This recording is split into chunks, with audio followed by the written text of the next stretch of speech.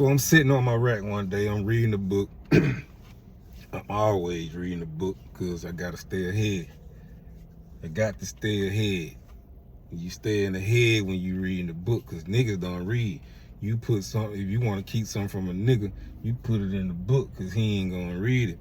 And knowledge is power and ignorance is bliss. So I'm gonna always win because most of these niggas in prison is dumb and ignorant. So I'm gonna always win. But as I'm reading the book, I'm occasionally looking up by the blue phone. We ain't had no cell phones in prison at the time. So I'm occasionally looking over there at the blue phone. I see JoJo over there. He frustrated. He dialed a number. Ding, ding, ding, ding, ding, ding, and he slammed the phone down real aggressive. Boom. Ding, ding, ding, ding. I can hear him say, "Bitch, I ain't answering the phone." Boom. Hang the phone.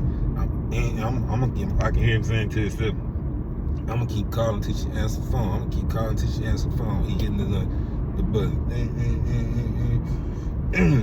And he called one more time. And she finally answered. So he on the phone. So you gonna do me like that after all I done did for you? You gonna do me like that? You ain't gonna answer the phone? You ain't gonna answer the phone? You ain't gonna put no money on the books? You ain't coming to visit me no more? That's how we doing? I ain't got a letter from you in a whole month. That's what you doing? That's what you doing? Huh? What?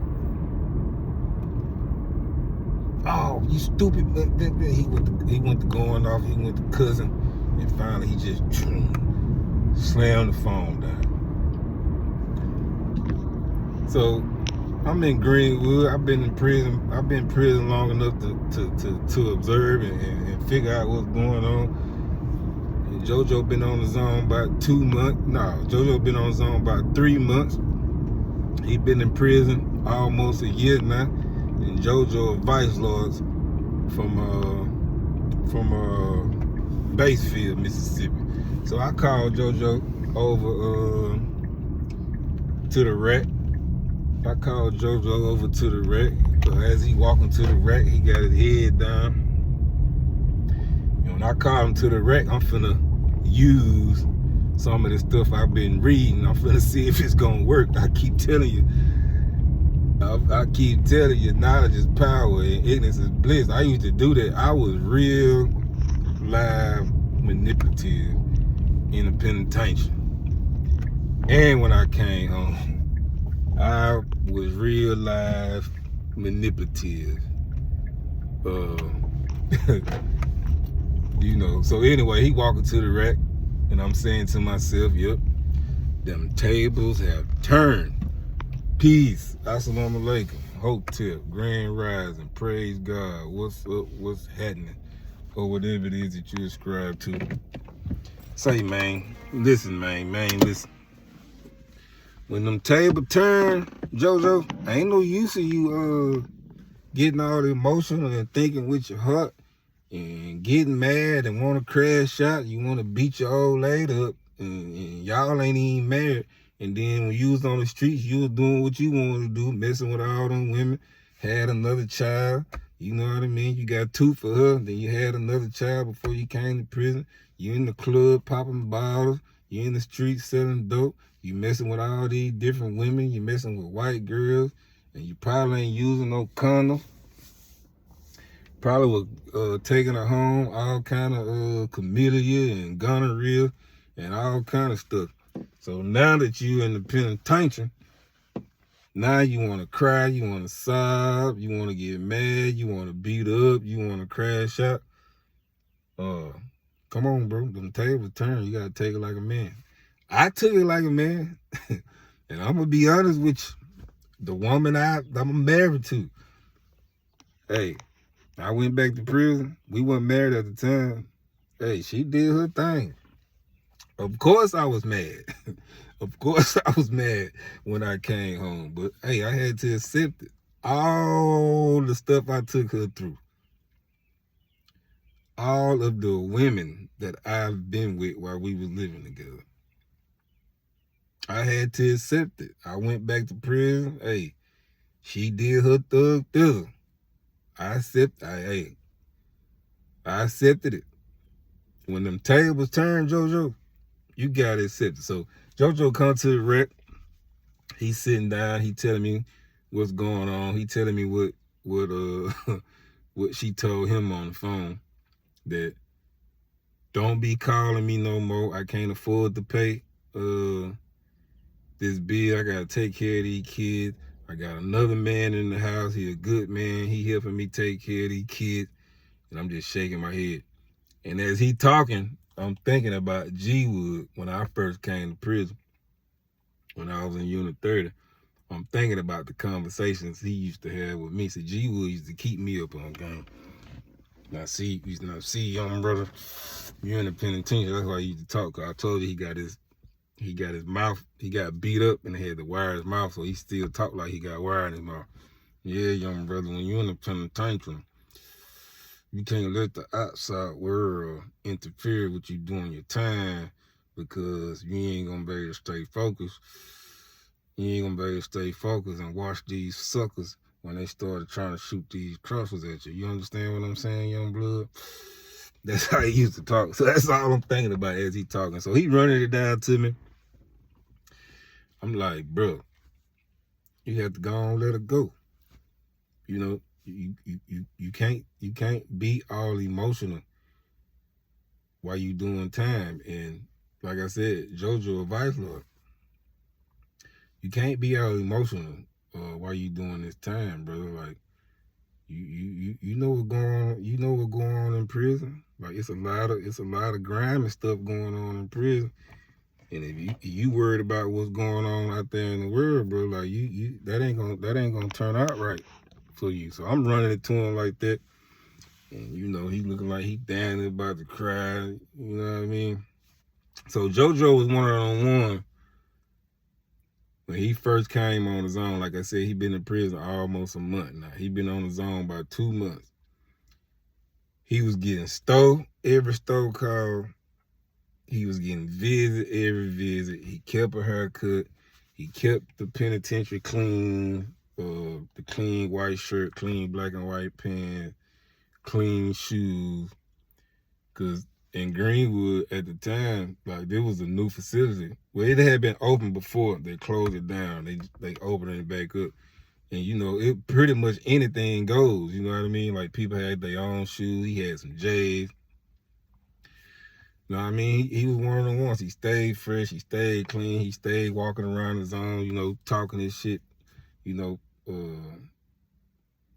popping his shit, you know what I mean?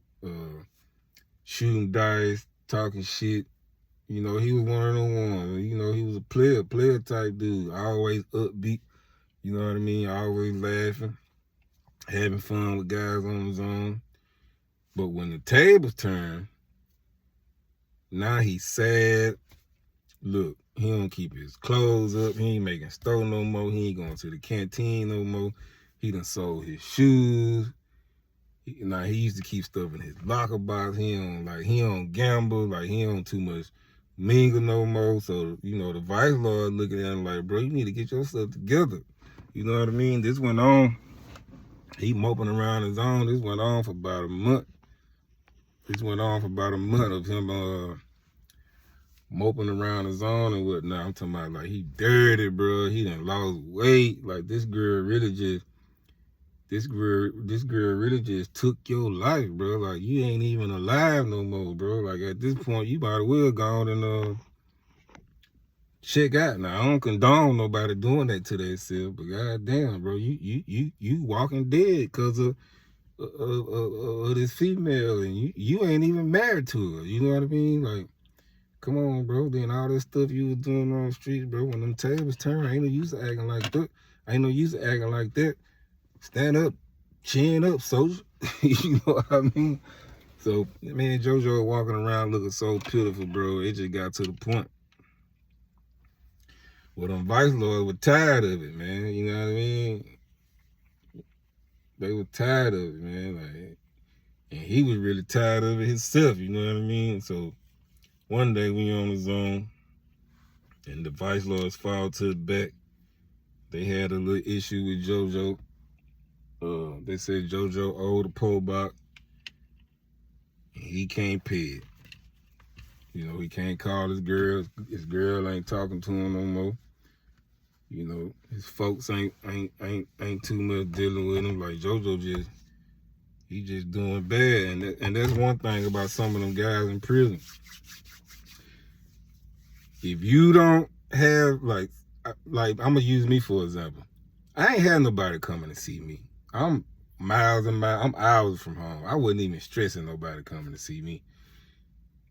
And I didn't ask my folks too much to put money on my books unless I really need it, because I know how to think, and I know how to hustle, and I know how to network. And I've been doing it after that first year in prison. Once I realized how everything go, hey, I got this prison thing down packed. I'm institutionalized for real. I'm just be honest with you. I'm not finna be worrying my folks, but you got some guys in there, they cannot handle being on their own. They cannot handle they mama or whoever not sending them nothing. They cannot handle their girlfriend not sending them nothing. They cannot handle being looked at by some of the guys on the zone like you a nobody because you ain't got nothing in your locker box, or because you don't dress in the penitentiary swag, you know, the icy whites. They can't handle being looked at like that. Like they really want to be somebody in the penitentiary. Bro, you is in prison. Ain't nobody in his shit. You know what I mean? Now, I ain't saying like, I know we all human beings, but I'm saying, bro, we all in the same situation. Just because one person got a few dollars and he got Zuzus and Wham-Whams, bro, that don't mean he better than you. You think he better than you, that let me know you got some insecurities about yourself. You ain't secure about yourself. You ain't even no man for real. JoJo. Now at the table and turn, you done showed your true colors. You was hustling on the streets, but you just showed that you ain't no hustler for real. You just so happened to have a plug or somebody that was, making sure you was straight. And you just selling drugs, and that ain't what being a hustler is. JoJo, you done showed your true colors that you can't survive in the penitentiary alone. You need some help. And I think JoJo had about 5 years, but the vice lords got tired of JoJo, man. You know, he was an embarrassment. Like JoJo didn't want to do nothing, and now he owed a po-box. Oh yeah, so they in the back, you know what I mean, and you know, the vice lord that was over the zone, you know, telling the other vice lords that either he gotta go or he finna get, he finna get his behind whooped. So, you know, JoJo, he ain't want his behind whooped. So JoJo went on to the hole. So I'm saying, if you in the penitentiary, I'm gonna get to my G Wood. If you're in the penitentiary, and your old lady don't want you no more, and she done found another man, she got somebody else putting that wood in and breaking her back, and you imagining her getting her back broke in, and you just can't handle it. You might as well just go on and go to the hole and do your time in the hole, because you ain't gonna be able to watch these suckers when they shoot the cross at you. But sure, it's probably gonna be worse in the hole though, because I don't think you ain't gonna have nobody to talk to for real unless you talking through the vent or whatnot. And, you know what I mean? But it's gonna be worse in the hole because the only thing you doing, you just sitting back in the dark thinking. You thinking about him putting that wood in your old lady. You thinking about him whooping on your kids, or you thinking about him buying your kids stuff and taking them to the movies and taking them to the park because you ain't there to do it. Them tables done turned, JoJo. But chin up, soldier. Chin up. Yeah, I'm gonna do a part 2 to when them tables turn. But in part 2, I'm gonna talk about the gangsters and the vice lords. I told y'all from 96, I went to prison in 96. So I don't know, whenever the G's came to prison, probably in the late 80s, mid 80s. But I know when I was there, from 96 all the way up until about 2004, 2005, the gangsters ran the prison. They had the power, they had the numbers, they had the officers. And then them tables turned. And them vice lords started turning up. Until then, y'all be smooth out here.